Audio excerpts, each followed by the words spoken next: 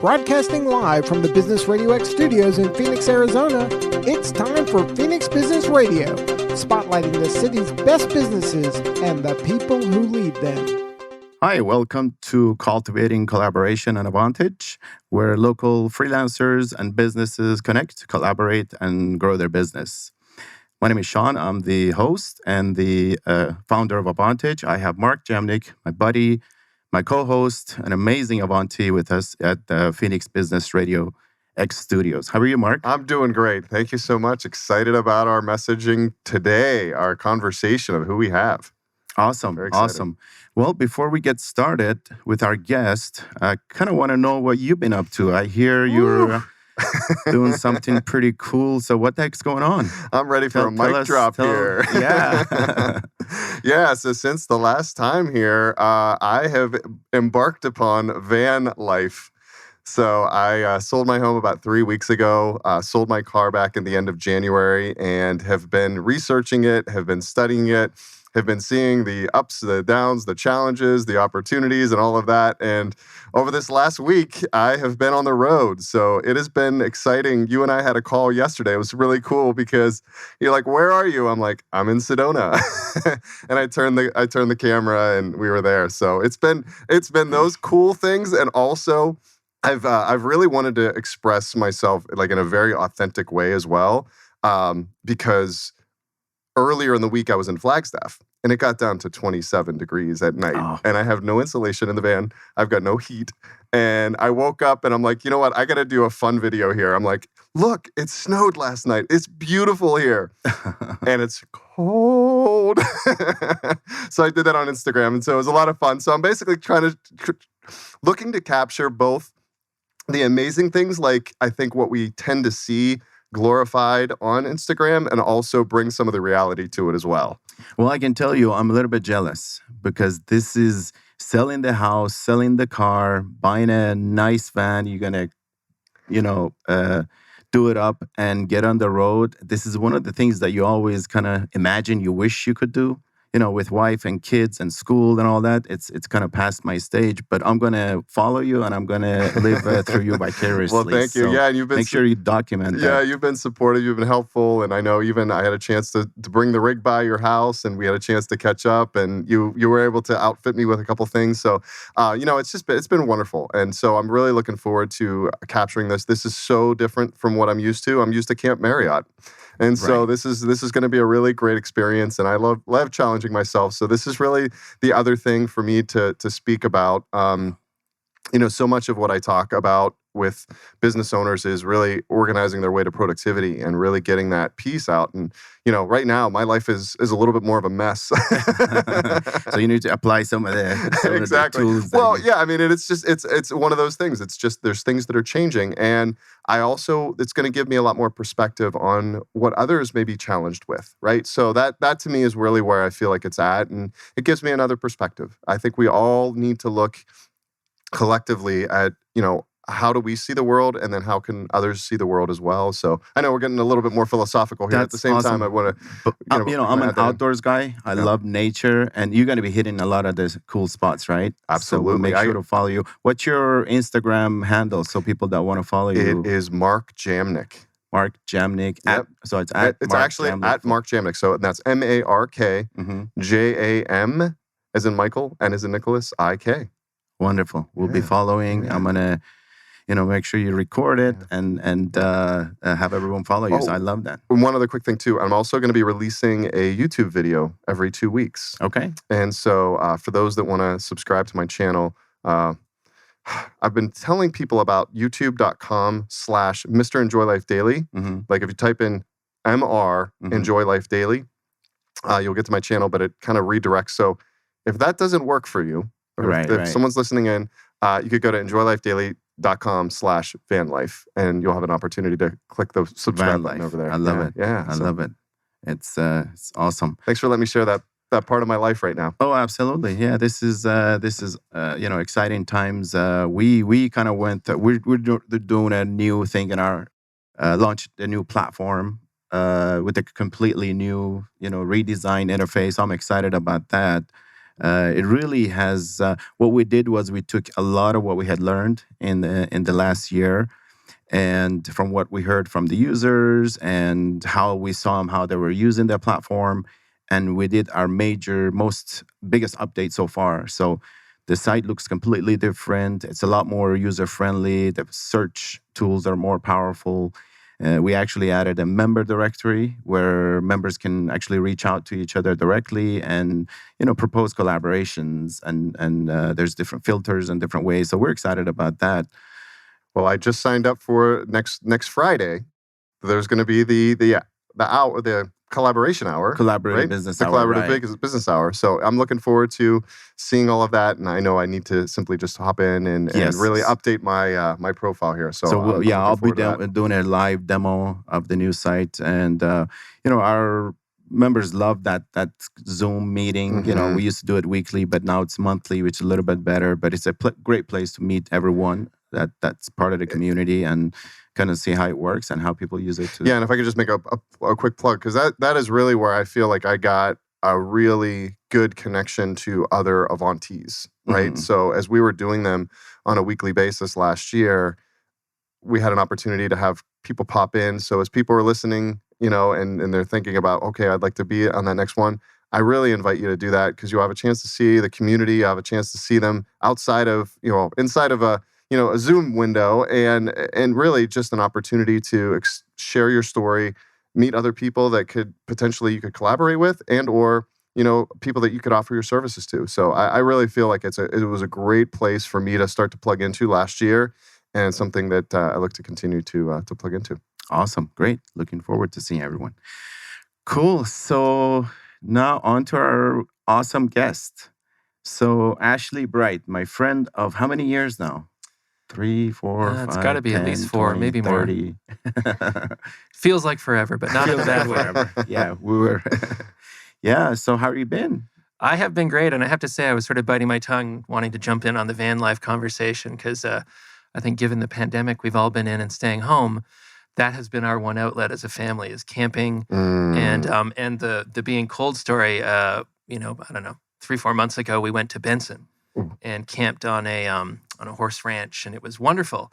But I don't know why I, as the parent, didn't think to bring warmer blankets, but it got to be about 27 at night, and I actually had a nice warm blanket. I was asleep. I was fine, but nobody else in my family was. So they went and got in the truck, and the dog got in the truck, and I stayed out in the tent, but they took my warm blanket. So I think I put a fire on about 3 o'clock in the morning and stayed there the rest of the night. But anyway, so it's so nice to get out. So, and it's great to be here. This is like my first, I guess, in-person conversation in a long time. Oh, is that right? Oh, wow. Yeah. Beautiful. Yeah. Well, I've had a couple coffees, but this is the first one with a group and in a space. And here we are. We're going big. We got all the gear, and we're ready to roll. So awesome. Glad that you have honored us to be the first. Of course, in happy person. to do it. Yeah.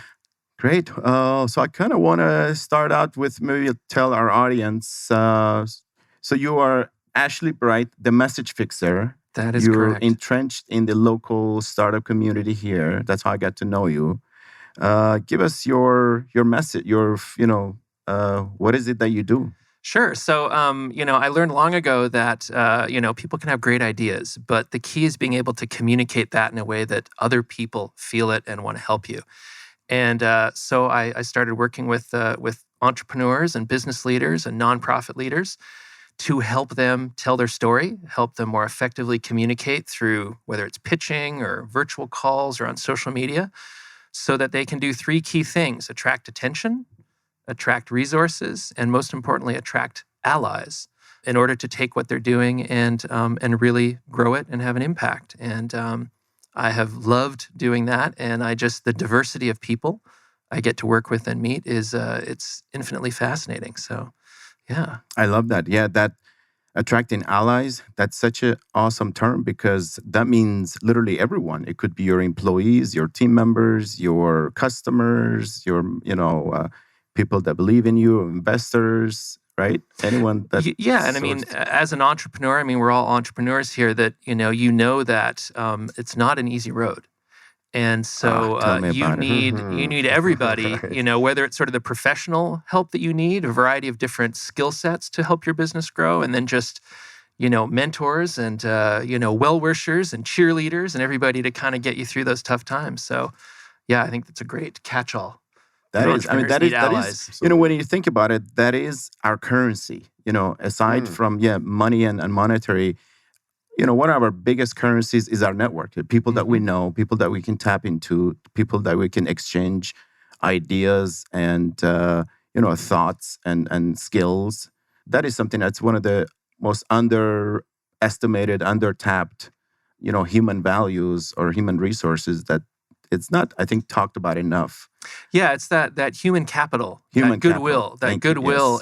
and sometimes there's immediate value and benefit, and Mhm. other times it can be months or years later, and something happens, and someone comes out of the woodwork you maybe haven't spoken to in a while, and suddenly they have, you know, a resource or a connection or some input that, you know, years later you go, that was the moment. Well, That person like just changed the trajectory or helped me in this critical moment. And you know, again, we don't necessarily add value, or we don't see the value sometimes, but it's more valuable than money, right. than a lot of things. We're social animals, so you know, like the gist of the book *Sapien* is we are where we are because we're social. We're able to connect, and we could, you know, our networks amongst the rest of the mammals is the largest one, right? We're able to connect further, be able to coexist in a further groups, and that in itself was one of the reasons we've succeeded as you know, as humans. Well, it you know, it goes back to one of the things I often say in some of my workshops, which is that, you know, if you look at us as a species, you know, that idea of sitting around a campfire and sharing, you know, where to get food, who to trust, you know, the whole Where's the nearest collaboration, water where's the hole? nearest water, shelter. Mhm. You know, I jokingly say that like nobody in this room would be here if our ancestors hadn't learned how to tell stories effectively in some capacity. And Right. so it's usually my entree to sort of say, we can all tell stories. It's just that we've sort of forgotten, or in the business context, we don't quite know how that fits. And so I like to think of it as a reassuring thing. We're all here because we could all tell stories. Tell So, stories. yeah. Yeah, and I love the idea too. A good friend of mine has a phrase that I heard. I don't know how many other places that he heard this, or this is something he came up with. Co-made. No one is self-made, and that's really the big piece of what you're sharing here. Is we're all co-made together, and you know, it's those times in your business where you meet that person who can really, like you mentioned, change the whole trajectory of your company. And as a result of that, you guys have an opportunity to win together. And one of my favorite quotes that I have on my Avontage profile is the African proverb: if you want to go fast, go alone. If you want to go further, go together. Yep. So yeah, love what you're saying. Yeah, yeah. You've always got, you know, there's always sort of that figurehead, the person that's at the front, you know, they're on stage, but nobody got there by themselves. You know, everybody had help. And you know, it's important to celebrate that and acknowledge that, and really, as I think we're doing with Avontage, you know, you're building that into a formal setting, which is like collaboration, sharing, bringing like-minded people together to help you move forward. Absolutely. And this is how we see our members use the platform, use the community. Is, you know, everyone has a skill, a talent, a service, something they can offer. And as business owners, entrepreneurs, we all need help, you know. So it's a great place to exchange those skills, talents, and help co-elevate one another, right? Because again, like Mark says, we can go alone further. Go alone faster, but we can go further together. Yeah. Perfect. Well, it's interesting to me. I mean, I know when you and I first met and I was understanding what Avontage was and what you were trying to create, you know, to me, it's much like storytelling. Storytelling goes back as long as human history. And when I think about what essentially Avontage is, which is, you know, sharing skills, sharing knowledge, collaboration, you know, and doing it through essentially a bartering system of, you know, I'll help you, you help me, and that kind of thing. I mean, that's as old as time as well. And I find that fascinating in our modern world. There are so many things that are rooted in just human experience and human collaboration that we forget about. And, you know, and to be able to recognize that, and as you've done, kind of build a business and a community around that idea is powerful. And then that's when you start trading and exchanging services, it's no longer just a transaction. Where you typically with exchange of money, that's it. It's a transaction, certain expectations, and maybe there's a relationship there. But when you actually start trading and exchanging business services, that magic happens where you get to know the other person. And one thing that we're witnessing is a lot of our members are literally building their own little tribes, their own little team of go-to experts that they can always tap into. So those little pockets are getting created, and it's not a transaction. It's a relationship, and it's an exchange of values. Yeah, and as you said, they're kind of building that team. I think that's critical because now, we want flexibility, we want adaptability, and so to be able to have a go-to set of key, skill sets that can support your larger efforts as a business, but not have to hire all those people in and have a staff and have overhead, Right. is really important. I mean, everybody, especially now, obviously through pandemic, people have really started looking at what they're doing, what they love to do, maybe the things they were doing that they hated doing. And I think that now is a perfect time to really be starting to build those connections. It sure is. I think last year, I kind of want to go to your 2020 and kind of how that journey was. And then, by the way, happy Phoenix Startup Week. Yes, It's been a great week. Have you been able to log in and I see have some of the attended a few sessions? different conversations, and it's nothing will ever replace that being able to be in a physical space, but 100%. there's still that energy, there's still that sense of community, and sharing of valuable information. So yeah. Yeah. No, I'm looking forward to next year to be, back in person. But yeah, it's been some great sessions. They had the Eric Rees yesterday on there. I don't know if you got a chance, the guy from Lean Startup. Mm-hmm. So that was pretty cool. Tell me about your journey. How did you spend 2020? What did you learn? How did you pivot your storytelling tactics or techniques, and then because that spirit of entrepreneurship, you're 100% right. A lot of people are jumping the ship. They're saying, you know what, heck with it. I'm going to do what I love to do. We're seeing more business licenses being issued than ever in the history. That's definitely more entrepreneurs are out there, which means they need your services more because we all need to tell our stories better. Fill us in on what how your year was. Sure. So 2020, it's funny, I think, because coming out of 2019, business was really sort of picking up some steam, and I was doing some really exciting work. And I remember going to a social connect event, can't remember, locally here in Tempe. And at the time they said, well, write your word for 2020 on your name tag. And I wrote momentum. And I remember taking a photograph of it, and I was going to post on social media. And it was sort of within weeks of that sort of like everything changed. Everything came to a screeching halt. And it was just, I thought it was so poignant that I'd literally written momentum, and then it was like, we're done. And so it was interesting. I remember because everybody started to come home. Obviously, my kids were home, my wife was home, and we weren't quite into the hot weather here yet. And so I moved my sort of my desk and my studio, if you will, out onto the back porch. And I had my backdrop, and I had my lights set up, and I had my mics. And I just, I kind of kept going. I was creating content. I started, to your point, like, how did I shift it? Well, the first thing I did was a whole series on, virtual presentations, how to set up your space, how to use equipment, and really trying to sort of remind people that just because you're at home, just because you're not in the room with people, that wasn't a chance to kind of like slack off. You still needed to, use storytelling techniques and know your audience and those sorts of things. And so that was, I think it was both sort of the mental and the physical. I changed my space. I changed the way I was sharing content. And then, I sort of settled in fairly quickly to that routine. And I mean, it was interesting because I had a number of talks scheduled and workshops, and many of them, still happen, but they happen virtually. In fact, I got to do one for a group over in Barcelona, Spain, which I don't know if I would have been able to do if we didn't have a pandemic, but at the same time, I was like, I wish I could have gone to Spain. But it was just adapting.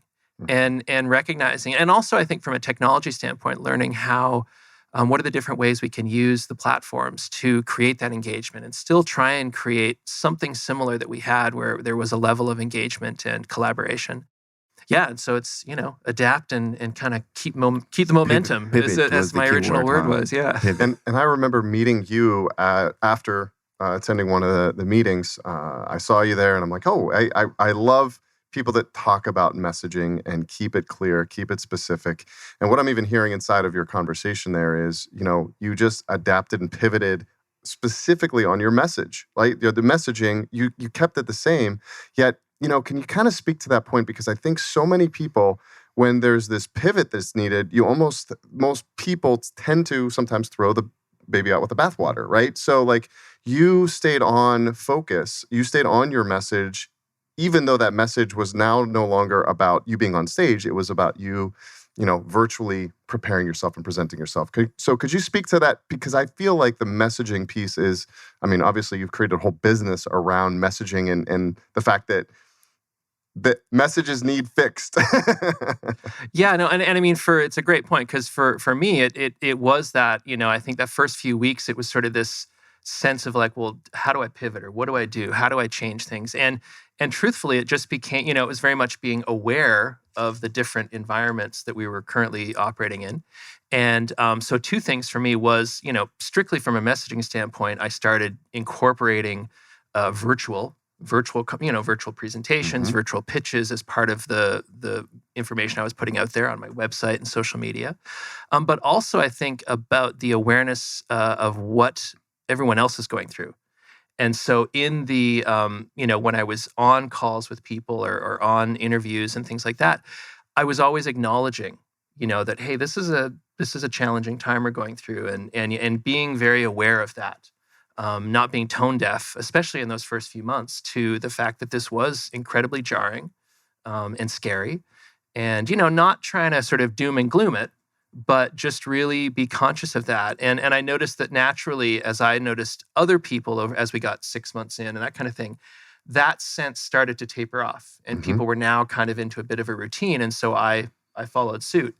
And, I think that's a hallmark of any good messaging. It's just always being aware of your audience, what's going on in their world, what's their mindset and their perspective. And, sometimes you can feel that very intuitively, and other times you have to, be very strategic.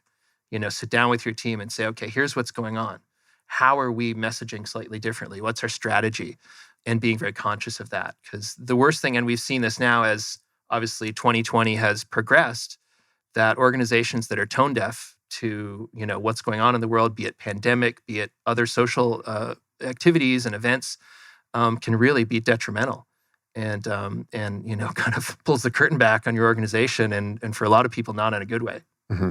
And your background is you have the experiences, as you've talked about, what AT&T, Microsoft, and so many different other companies along the way, and you created a methodology around this. So do you want to speak to your impact speaking method? Sure. So yeah, it's I've been running my business now for about 8 years, and along the way, I've really learned and identified through working with a whole variety of different clients with different goals and situations, these sort of 6 core keys, if you will, to great communication. And that's really the impact method. It's, if I break it down, when I look at impact, it's an acronym. And so, I know that unless you have irresistible messaging, it's not going to resonate. And if you do it right, you are creating meaningful connections with your listeners. And, when you are then delivering that message, are you delivering a powerful performance? And if you do that well, if you do all 3 of those, then you're going to activate the heart and mind of your listener and really get them thinking about sort of what you're sharing. And ultimately, that leads to long-term change for them. It could be a customer, it could be a community. And then ultimately, as a coach and working with the people I do, I want you as a speaker, as a communicator, to be transformed through that process, to go from a place of uncertainty to a place of certainty and confidence. And so that's sort of when I look at the 6 cores. And so I always have that top of mind when I'm working with clients, whether it's groups or one-on-one. And I truly believe that if you hit on all 6 of those, you come out the gate with a great story to tell, with great messaging, and you can deliver it confidently to any audience in any situation. So Cool. Awesome. That's something that every entrepreneur and business owner can actually utilize. I have a question. So, how does messaging fit into the whole branding concept? Is branding is more of a comprehensive way your business is presented, and messaging is part of it, or which one? I guess kind of is the leads there. well, I think, I come from a design background, and any designer will tell you that they get frustrated when clients think of their brand, it's just a logo, and that there's, there's so much more to it. And, from a messaging standpoint, messaging and the underlying story you're telling is critical. And so when we look at, there's obviously the visual representation of your brand through the logo, through the color palette, through imagery, through other things, but then there's the language that you're using. And when it comes to branding, when it comes to kind of how you share yourself with the world, whether it's a large organization or an individual, it's about consistency. And the words you use really affect that in terms of how that's resonating with your audience. Is it connecting with the right audience for you? If you're using, language that but your audience doesn't, then there's a disconnect. Or if your story is always changing and there's no consistency, then that gets confusing. And when you look at truly successful brands, whether it's a big brand or an individual or a small organization, there is a thread that runs through everything they do that's consistent. It's as though, if you imagine your brand from both a messaging and a visual standpoint, everything you do should be measured against that in terms of like, what's the product we're putting out? What are the partnerships we're involved in? What are the things we're sponsoring? Because if there isn't an alignment, then your customer, your audience is going to go, huh? Why are they sponsoring this event? This seems really odd. And it just sort of throws a wrench into things. And so, yeah, to answer your question, the messaging and the visuals and everything else, it's a whole package. It's part of it. That kind of reminds me of your Three Roots Home and the home story that you do, Mark, in your coaching, where everything is, you kind of figure out who your audience is and what are the three things that resonates with them, and everything else really, that's your North Star, right? Absolutely. Yeah. Because if you don't have that, you're trying to chase all of these other things, and language, so much of what Ashley's talking about here is this focus and this really relentless pursuit of consistent messaging. And so that's something that I really wanted to break down for my own self, because years ago, kind of just a real quick story, I went to an I Love Marketing meetup group every week for a year.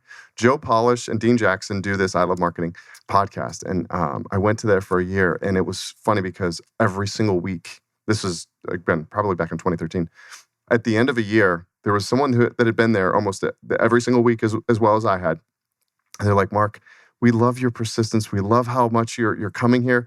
We still have no idea what you do. We still have no idea what you do. And I was like, it was so frustrating. And so I ended up meeting someone similar to an Ashley to help me with my own message. And I'm like, man, this is a big, big challenge. So I suffered from it for a year. And then that's how I was really able to align it down to keeping my focus on the three most important things, which I call the Three Roots Home, into my home story, which is essentially what the name of my company is, Enjoy Life Daily. And that's how it's kind of all evolved. And so as Ashley's talking about pulling away the thread there, that thread is through every single sales message, every single partner, every single thing that I do is that unified thread. So I totally appreciate it. And I appreciated Ashley's talk when you gave that presentation on the hour there. So anyway, I know we're going off a little bit. Well, I was just to add one thing to that, which is also that keep in mind that thread, aside from needing to be consistent, it also needs to be differentiated. I have a lot of clients that I work with that are in the technology space. And, when you're talking about, a SaaS business or an IT business, for example, there's a lot of similarity across competitors. And so that's also a really critical piece. Like consistency obviously is important, but what can you share that's unique to you? in it could be about your service, it could be about your culture, it could be your approach, so that you're not just a me too. I've got another, I'm another IT business just like those other IT businesses. And it could be even a little polarizing too, right? It's what you stand for. It's your culture. It's what you believe. So maybe there's some people that love it, and maybe there's some that are haters. Yeah, it goes back to sort of, if you look at the basics of, I have a background in design and web development, and you look at user experience, right? And you want people to sort of self-segment, and hopefully the right people are segmenting in to your offers and your business, but you also want people to go, this isn't really for me, it's not quite the right fit. Who's master at that are politicians, or in politics in general, right? They're awesome in messaging. They stay on message. That's where I heard the first time I heard that even term, stay on message, was in politics, and then they also are masters in being polarizing, right? So there's some lessons to be learned. I would say a lot of people are very good at polarizing these days, whether politicians or not. But yeah, everyone has a platform, and I feel like everyone wants to just stand out. Outrage. Yeah, my 3 tenets: the attract attention, resources, and allies. I think everybody just wants to attract attention. They forgot about the other two. They're just like, me. This is the safest political conversation I think we could really have. I know. It's interesting. Yes. You kind of walk that line. Yeah, but I've been always fascinated by and I'm not taking sides here. I'm just saying the way the campaigns run, because they run hugely. First of all, funded. They spend a ton of money to learn, and also the one that had the best messaging seems to have the more chances. Yeah, I mean, I would say putting aside political divisions and everything else that we're seeing, when you look at a sort of strategists, messaging is everything. Right. And they do focus groups and really hone in on kind of what are the trigger messages, both good or bad. And they're very good, and none of it is by accident. And it's been fascinating to learn from that. And like I said, putting politics aside, just looking at it purely as a sign of sort of human engagement and the psychology around how we connect as human beings.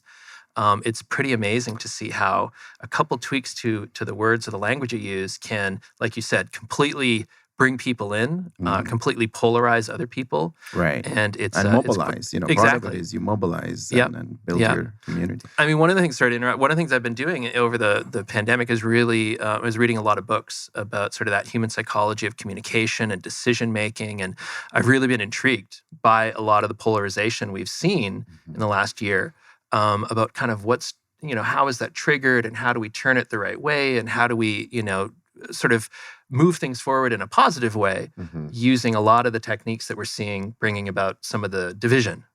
So what are some good books that you can recommend? There's one I've been reading, and it's called The Catalyst. Ooh. And I believe it's either his second or third book, and the author's name is escaping me right now, but look for The Catalyst. And it's been really fascinating, because it's really breaking down the ways we make decisions, and the fact that we as human beings have this natural anti-persuasion radar built into us. We all know when we're being persuaded. Anti-persuasion? Yeah, anti-persuasion radar. And his point from that is that you can't approach changing someone's mind or a decision by trying to persuade them. You need to actually have them buy into the conversation. And so he goes through a lot of techniques like, asking the right questions, so you're drawing answers out of them. So they feel like they're contributing to this. They're part of the conversation. And you're ultimately getting, what you're trying to do is align what you do or offer as a business or a service with a need that they have. And many times people are not forthcoming with the true need that they have for whatever reason. And so it's not about bullying them, or what we often see, which is like, I'm going to just bury them in facts. Right. I'm going to bury them in information, and they'd be crazy not to see how valuable this opportunity is.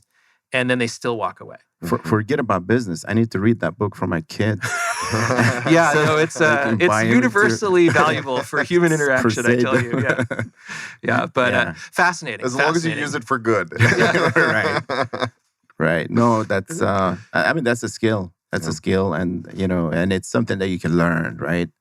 And it's one of those things, I think, like many things in life, that we see it all the time, but we require someone to kind of like almost quantify it for us. And then suddenly you see the formula. And I don't say formula in a negative way, but you see the pattern. Yep. And and then it just becomes a matter of listening and being observant, and you kind of watch it and go, oh, okay. Yeah. Well, that reminds me of something that there's a really strong visual that I heard about years ago, and it was when they asked Michelangelo, they're like, how did you come up with the statue of David? Like, how did you create that? He's like, I simply removed everything that wasn't David.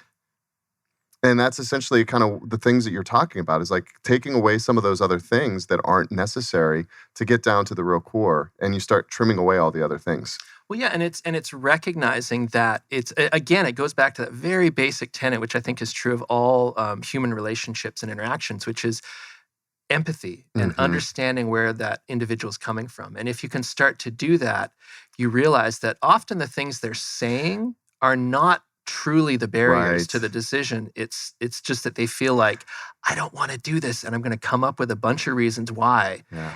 And if I, as the person speaking to them, just keep trying to hammer them and bury them with like, this is a good deal, and you get this and you get that, we're ultimately going to go nowhere. Yeah, so I'd love to dig in a little bit more on that, because you had addressed that earlier in the discussion here, where you were saying, obviously last year, 2020, everyone was dealing with a pandemic. Clearly, we all kind of knew and had this idea what other people were dealing with, and so your messaging reflected the changes and really understanding what other people were dealing with. So do you have some ideas or some strategies or some tips to help people to really understand how they could really connect, kind of like you did on obviously a lot of people did last year as they were recognizing we were in a whole new world.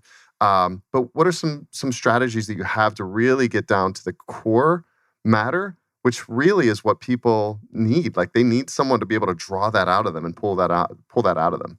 Yeah, I mean, one of the things, and this goes back to kind of like marketing 101, which is, creating almost a persona of the individual that's your customer or the person that you're going to be speaking to.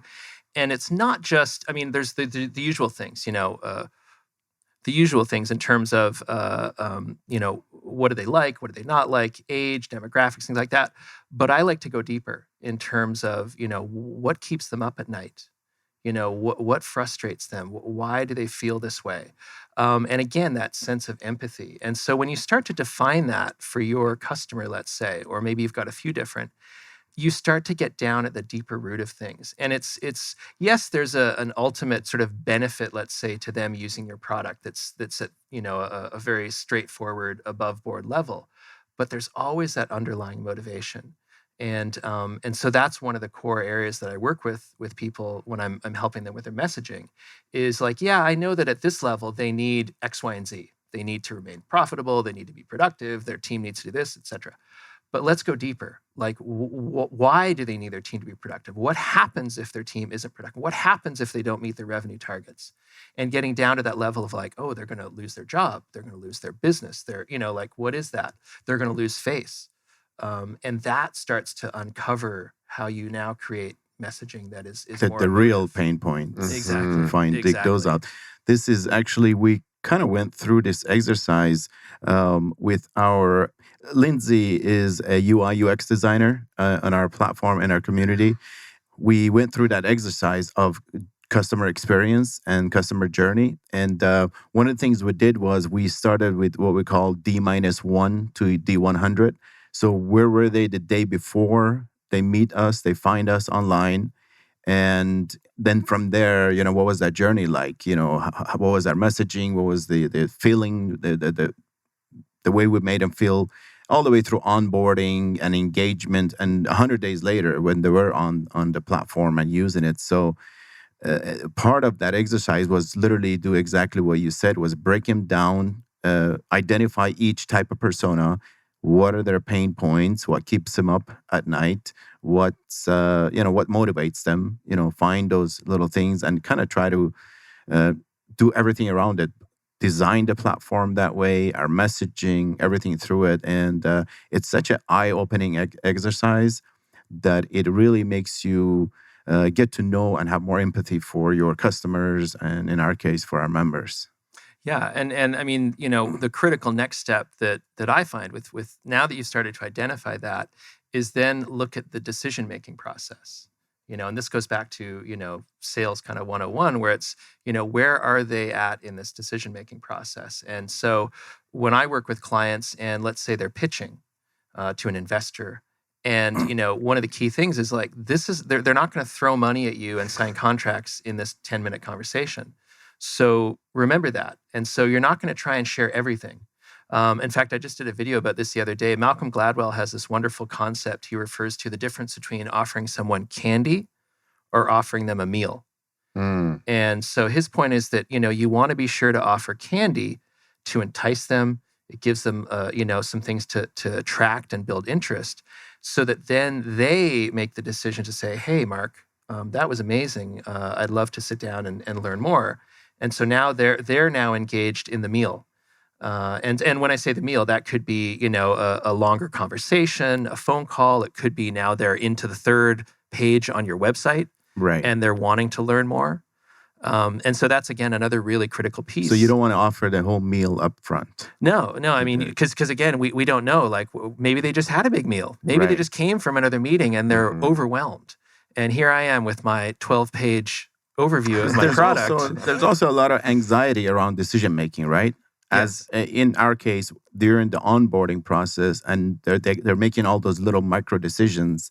There's a bit of anxiety that I learned that we need to be, mindful of that and remove all the frictions and unnecessary stuff out of the way and go back to essentially the first principles. Why are they here? What's the easiest way for them to get engaged? Just leave those and then leave everything else for later. Yeah. And that's, again, it's if we're looking at it from our standpoint, we know everything. We know the value. Right. But if we're not really aware of the customer or the person we're speaking to, we don't recognize all those little barriers. And truly, I mean, that's the thing, removing the friction.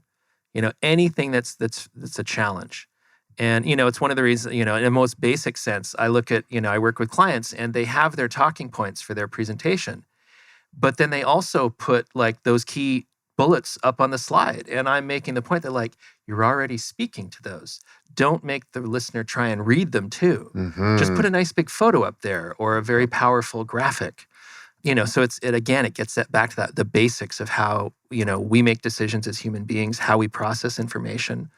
Anyway, it's infinitely fascinating because it's so much of it is very basic as human beings, but there's so many different angles to look at it from. I feel like we're doing like a book discussion here as well, because I do want to, because I have a book that I want to mention right now because I just got done reading it and it was fascinating and it kind of speaks to that point. It's called The Talent Code by Daniel Coyle. And he talks about how great coaches break down the game. John Wooden won 10 out of 12 championships. First thing that he taught his students or his players, put on your socks and shoes right.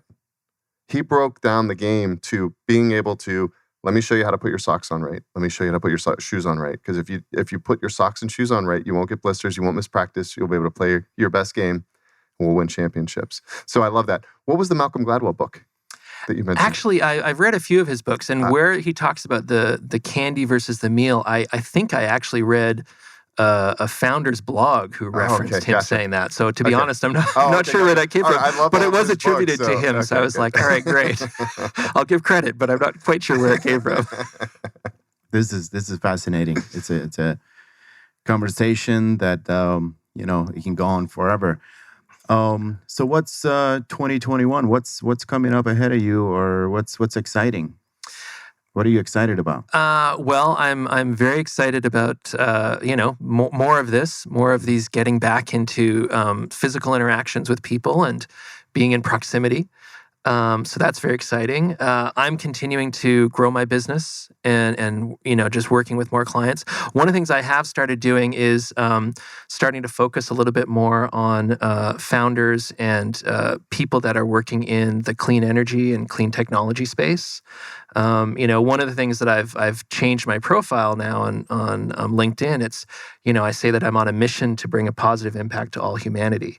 Which, hey, that's as grandiose as it gets, but I pay that off by saying, I'm working with people and helping them communicate their ideas and their message so that they can bring about, better approaches to cleaning the air, the way we use energy, the way we commute, the way, all those sort of variety of different things.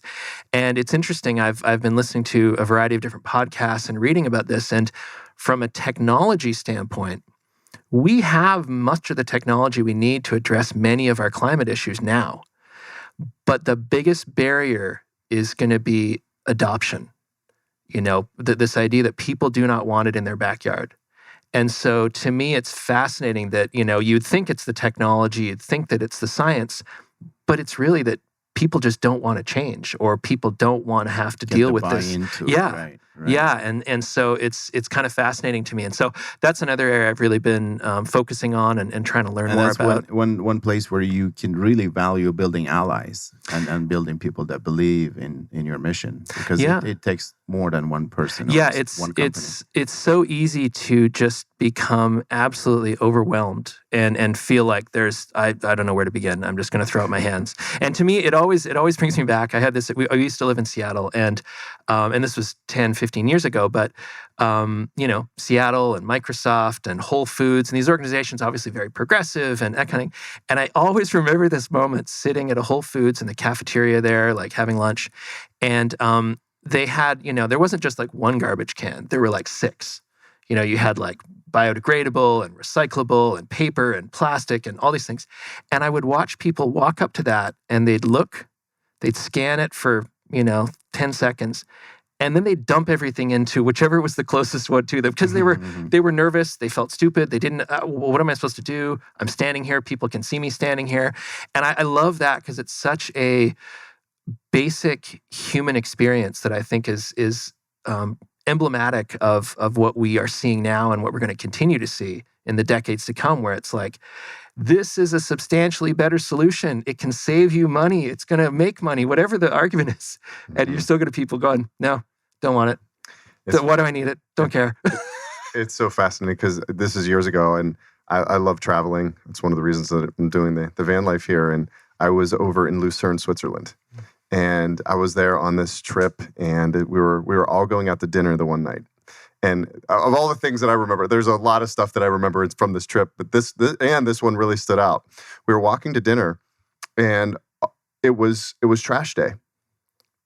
Every single home that we walked by, there was a clear plastic bag that had clear bottles in it. Yellow with yellow bottles, and green with green. And I was like, oh my gosh, every single home. And they had all of their bottles out. Like every single bottle that they had was all in this one container. I was like, oh my gosh, this can happen. Like, it's not that difficult, but it's like, it's the changing of the mindset. And it's just, it's taking those little steps and being able to do that in a safe manner. Yeah, that is a great example, just to see how wildly different it can be in, a different community, a different country, where they look at, like the norms where you are, and they're like, what's wrong with you people? or vice versa. You're like, what's wrong with you? and we're all on the same planet. I'm all in order, so I was like, this is beautiful. They sort their trash. Yeah, that's a little bit easier done, I think, in countries or in cultures that are kind of are not as independent-minded and wild west as U.S. To get us to follow is pretty hard as Americans. Yeah, but in Japan, for example, this is known fact. You don't see a single garbage on the street. People literally hold on to their garbages until they get to the right bin to put it in, and to get our us all aligned in one direction. It's a tough thing, which is a feature and a bug.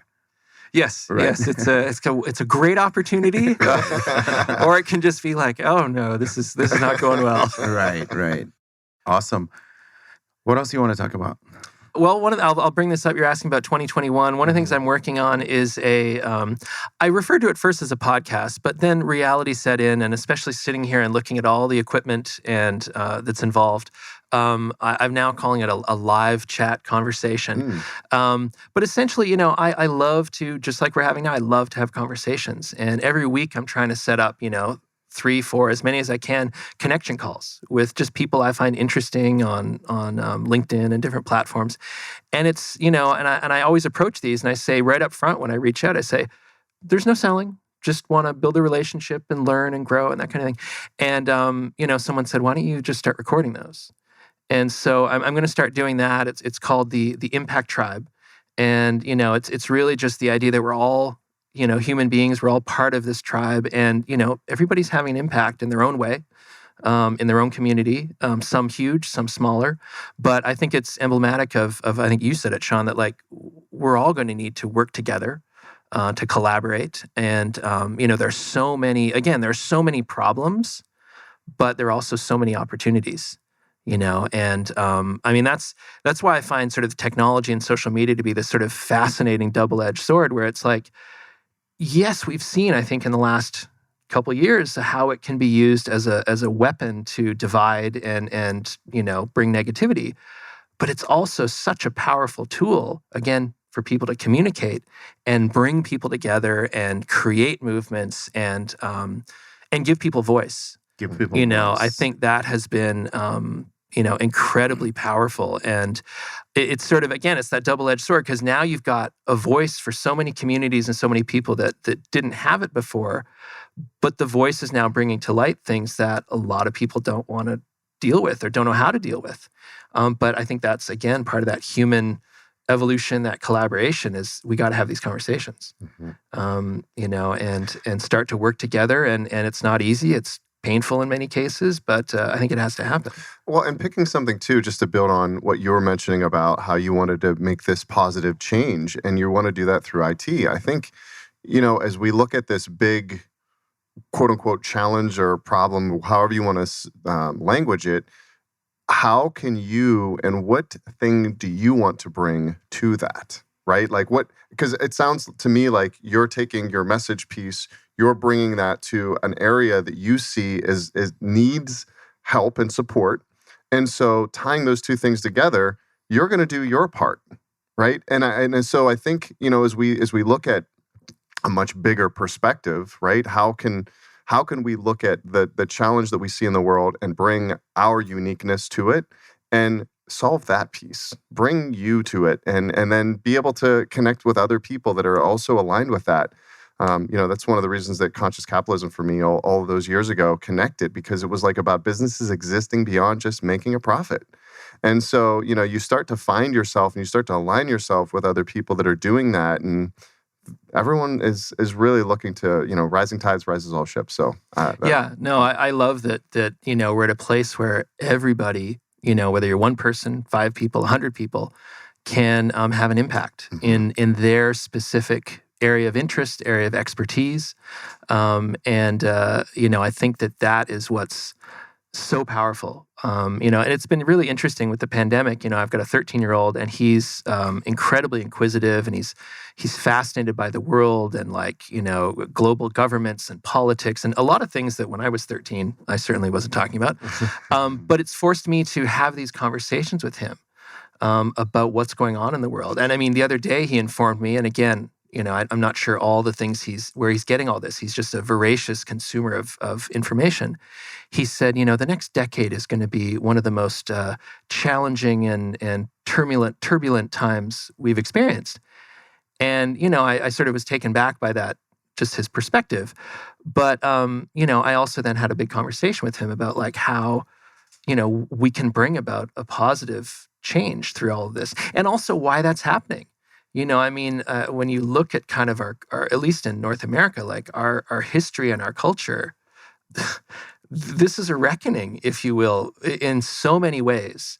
And you can either look at that with terror and fear and denial, or, much the way I try to do, which is I embrace it, and look at it as an opportunity. And, if you look at our history, human beings do incredible, amazing things when we set our mind to it. And that always gives me hope. And so it's been a great sort of mirror to have my children kind of asking these questions and forcing me to kind of go, here's how I move it forward in a positive way. Well, that's good to hear that you're hopeful.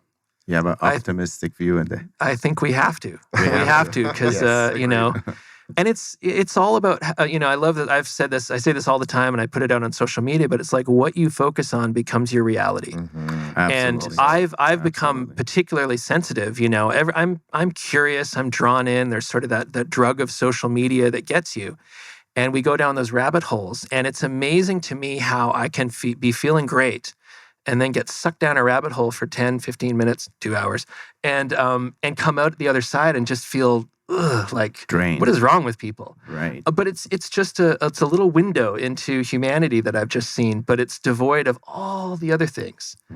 And and again, what you focus on becomes your reality. And so as I've been learning more about the environment and clean energy and all the people that are trying to do something to address it, all these amazing people have coming out of the woodwork in the academic space and research and science and community activism, and it's infinitely fascinating. And so maybe that's a great thing to end on or part ways is focus on the good, focus on what you can do and how you can bring value. Your reality is what you focus on, right? Exactly. I love that. Yeah. I love that. I think that's focus of the day. So this was absolutely amazing to have you in person. Fascinating conversation. And I appreciate your time for making it down here. Well, Sean, I appreciate, first of all, I appreciate the invitation. Thank you very much. And Mark as well. And Sean, I appreciate what you have created to create a space for collaboration and, bringing things forward and having an impact. So I appreciate it. Thank you. Yeah. It's heartwarming to hear that from our members. And, this is a journey. So we're hoping to expand this nationwide and hopefully global and connect those little guys, small businesses and freelancers so they can, be there, help each other out and make it a more level playing field, for everyone. And that is a trending way in the future anyways, the whole concept of remote work and being able to connect and help someone across the country and across the world. So we feel like we're onto something, and I love hearing back from our members and what they're thinking of us. So yeah, it's great. This is awesome, Mark. Yeah. Any last words? Oh, I love it. How can people collaborate with you? How can people get a hold of you and just to learn a little bit more about what you're doing? Sure. So if you want to hit the web, themessagefixer.com is my website. And then as well, you can get a lot of content through my LinkedIn profile, just Ashley Bright on LinkedIn. And there's a plethora of videos and other things. I try to add lots of value and entertainment to the community. And just send me a message. I'd love to learn and grow and see if we can help each other. Yeah, awesome. Yeah, you also have an offer on Avontage. I think it says some sort of a consulting or messaging offer that people definitely. Yeah, anybody who's out there, check out Avontage. There's opportunities there for us to work together, and we can work on your messaging or your presentation or your anxiety about doing both of those. So yeah, that's as big of a pain point as you can find. Anxiety for public speaking, because that's really what we used to be when there was public speaking. That was one of your niches, right? That's how you would definitely help people with yes and getting up in front of 100 people is scary, but you'd be surprised. I'm sure you've experienced this in the virtual world, that getting up in front of 20 people, 10 people, 100 people, one person, it's equally scary. Yeah, but practice. Right. That's right. And having the confidence in your message and what you're delivering. That's right. And understanding what it is that is, so that people can connect to it and they feel connected to, and you feel connected to them. Yeah, part of that confidence comes from knowing what you're going to share resonates, as opposed to I'm just firing a shotgun here. I don't know if it's going to work or not. Oh, I heard this yesterday. Now I'm going to say it. It's it's mine. So it's about digging in, and it's something you believe in, and it's part of your DNA, and then confidence follows. This was fascinating. Thanks again, Mark. Thanks, Looking Sean. forward to following you and living through your van life vicariously. Post a lot. Absolutely, yeah. I want to share those fun stories, and so yes, please follow along at markjamnick.com and follow the journey. Wonderful, and hope to see you guys next Friday on our Collaborative Business Hour, on our community Zoom meeting. I reserved my spot. I'll see you there. Awesome. Thanks, guys. Thanks, Ashley.